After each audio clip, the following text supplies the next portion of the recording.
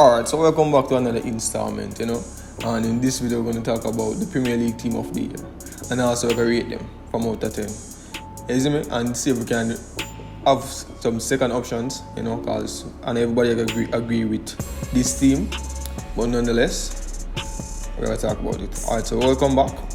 If you're new to my channel and you know the procedure already, give this video a thumbs up. Even if you're not subscribed, just give the video a thumbs up. Nonetheless. Alright, so Pep Guardiola men stormed their way to the third top flight, crowned on the bounce, overcoming Arsenal in the final months of the season before adding the FA Cup and Champions League to secure a famous treble. So Eric Haaland and one of the driving factors behind their success. The Norway international broke the Premier League single season goal scoring record with an incredible 36 in just 35 games. You see me, so the perfect goal machine. I always say this to my friend them. If a big striker go to a big club, I'm going to score a whole heap of goal. And Erling Haaland is one of the example of whom they are talking about. You get me? So as a result of this prowess in front of goal, he has earned his first appearance in the PFA Premier League Team of the Year along with other awards this term. Alright, so first and foremost, me honestly think more player could have do Erling Haaland though. No cap. Me think Harry Kane could have do that, because if Harry Kane can score up to 30 goals or close to 30 goals every season at Tottenham, being one of the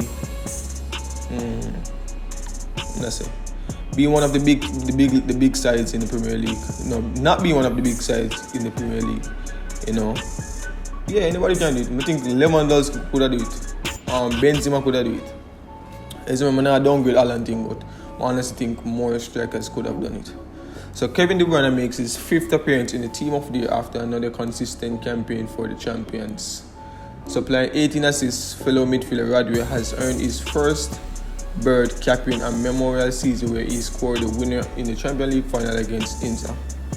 Defender John Stone and Ruben Dias joined the teammates after excelling at the back for Guardiola at City, conceding the joint fewest goal in the top flight. Alright, so Ruben Dias, him supposed to do. Ruben Dias is one of the biggest centre back in the world. He's even not only in the Premier League.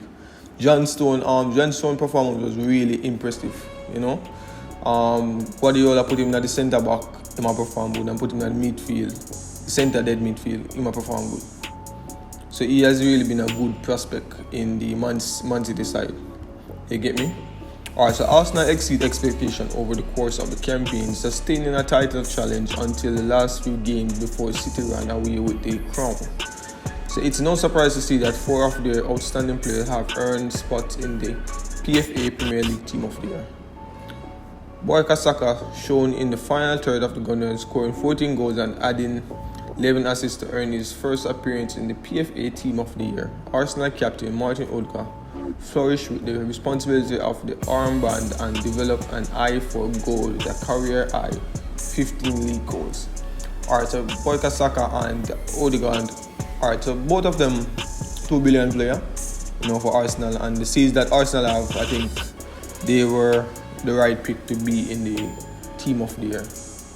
So keeping goals out was important to Arsenal's success. Arne Ramsdale kept 14 clean sheets and made a number of incredible saves over the course of the campaign to get the first nod.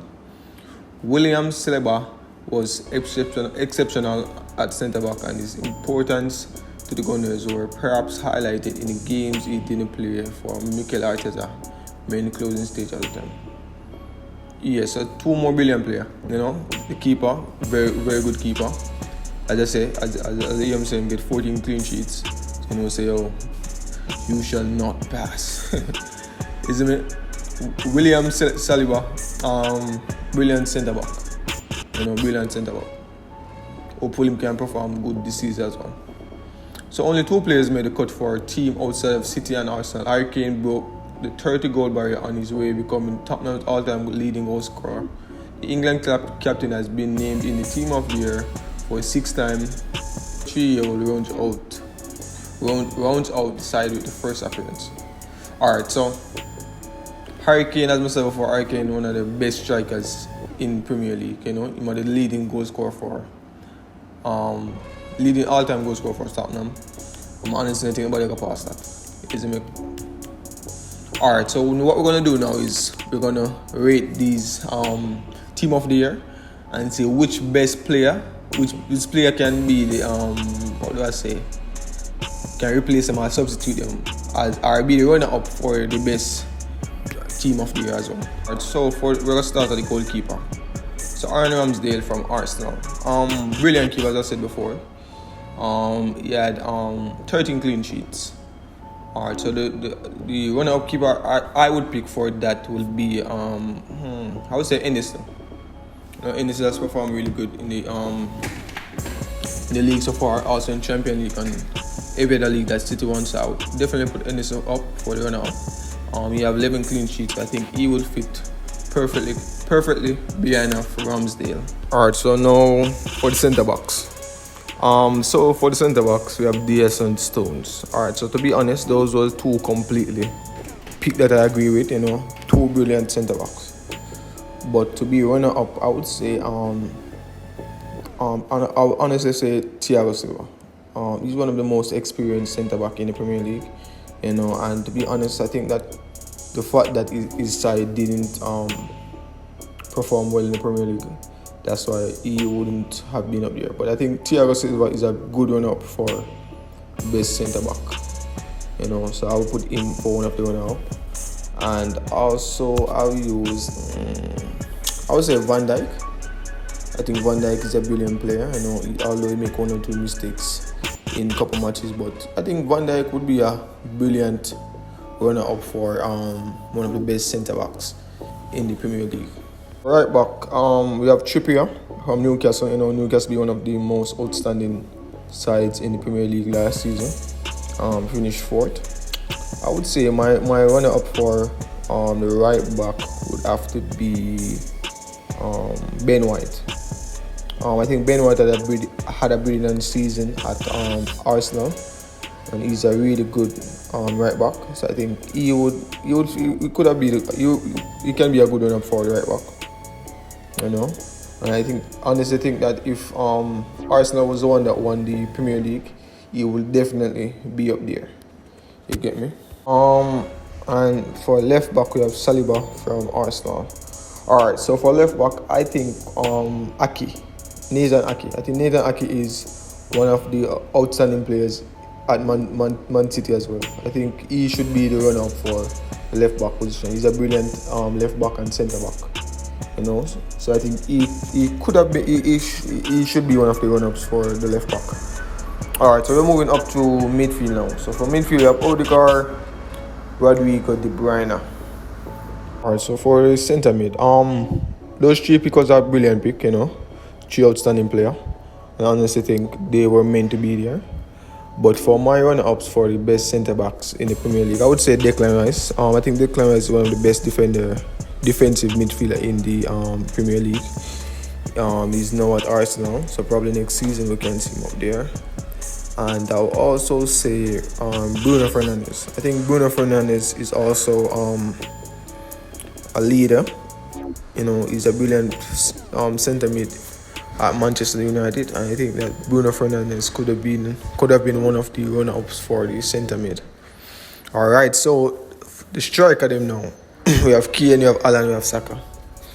Alright, so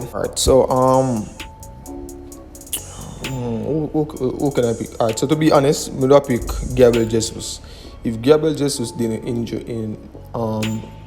if he was injured non-time last season for Arsenal, I think he would have been one of the best runner-ups. I think he's a brilliant forward. He really forward. I think he really pushed the Arsenal that pushed there in the first part of the season. And I honestly think that Arsenal would have a better chance if he wasn't injured. So I think he would be one of the run-up for the centre forward.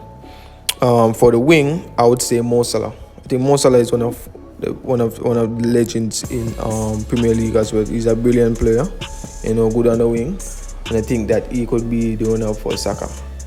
And I think that if Liverpool did finish probably second, like what Arsenal did, I think he would have been up there. I honestly have two more, Chosen and Martinelli. I think those two wingers for Arsenal could have been up there as well. Brilliant players. They had a they had a brilliant season. So I think they could have been up there as well. And I also think Alexander from Newcastle. That centre forward is a really good centre forward. He had a good season last season. And yeah, those are just my run-ups for the team of the year. But the team of the year was a good pick. If I could change anyone on it, I honestly wouldn't change anyone. It was a good pick. But those are my run-ups for the team of the year.